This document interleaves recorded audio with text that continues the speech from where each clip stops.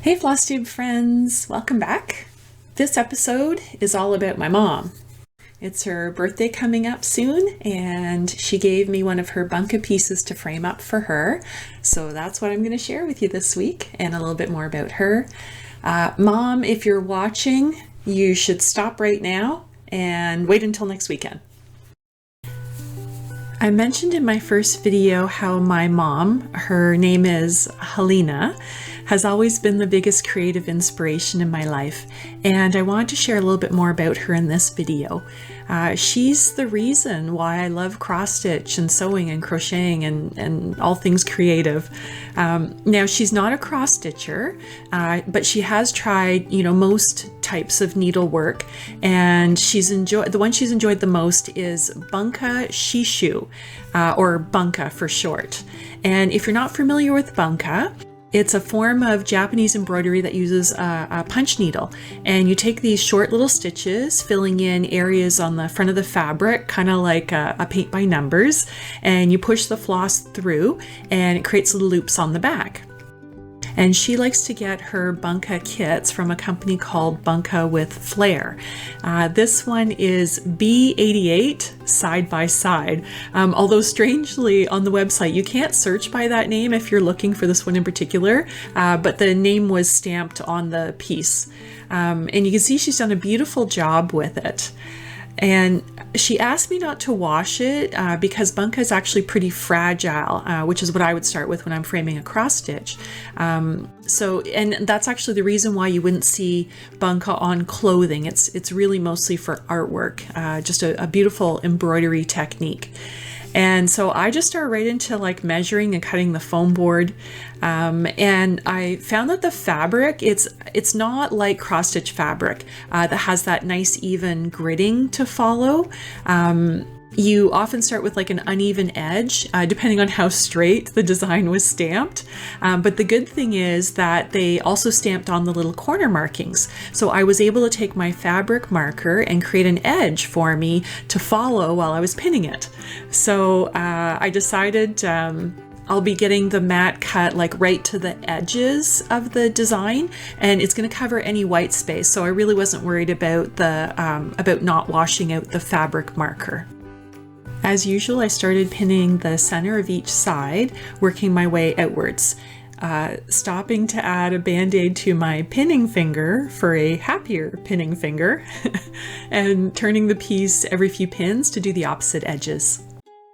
When I look at this piece, it reminds me of my childhood. Every summer, my mom would plan a trip somewhere to a camping or a cottage rental, and I can remember going to Huntsville and Wasaga Beach and Tobermory and lots of other Ontario cottage country favorites. We didn't have much money, but she worked hard to make sure there was enough for those trips. They were always near water, where there were places to swim and trails to explore, and usually things to do in the nearby towns. And we tried to do the same for our kids, so they would have the same kind of treasured memories that I do.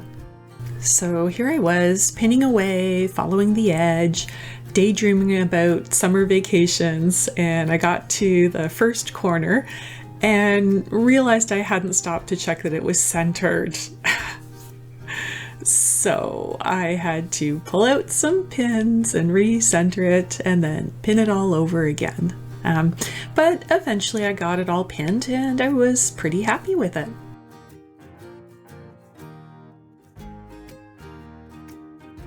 How about a little lacing time lapse?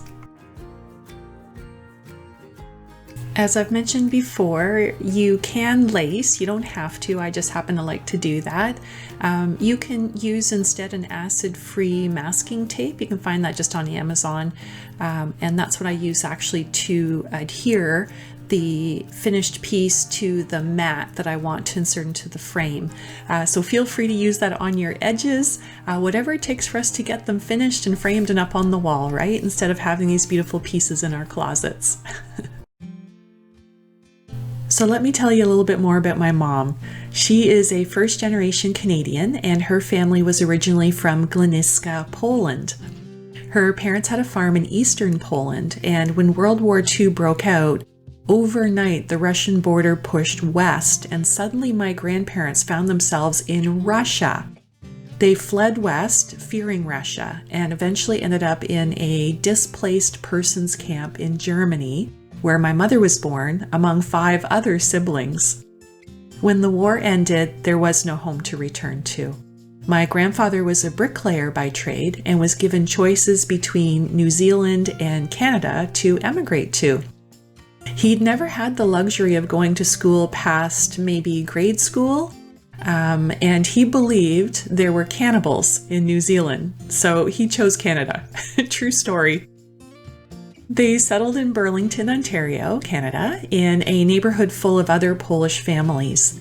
They all helped each other settle, build homes, sharing their trade skills for masonry, carpentry, electrical, plumbing, and all that. All the Polish families knew all the other Polish families and were all part of the local Polish Hall community. We lived with my grandparents off and on as I was growing up. My sister and I were very close with them, and it's been important to me that my own daughter have a close relationship with my mother.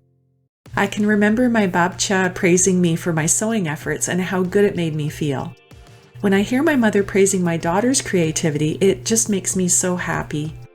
I'm thankful that creativity and self-expression have always been celebrated in our family. And it makes me so happy to see that my mom is still finding creative activities that she enjoys and gets a sense of accomplishment from. Now, knowing what I know about cross stitch and how we really love to do the stitching, but we don't always love to do the framing, I was excited to be able to take that task from her to-do list and add something to the project. It's so satisfying to complete a piece of my own, but it's so much more satisfying to do it for someone I love. I wanted to share one more of my mom's finished pieces with you. This is another Bunka with Flair kit, number 7011. I never saw it unfinished, so I'm not sure if it was stamped with a title or not, so I just call them horses.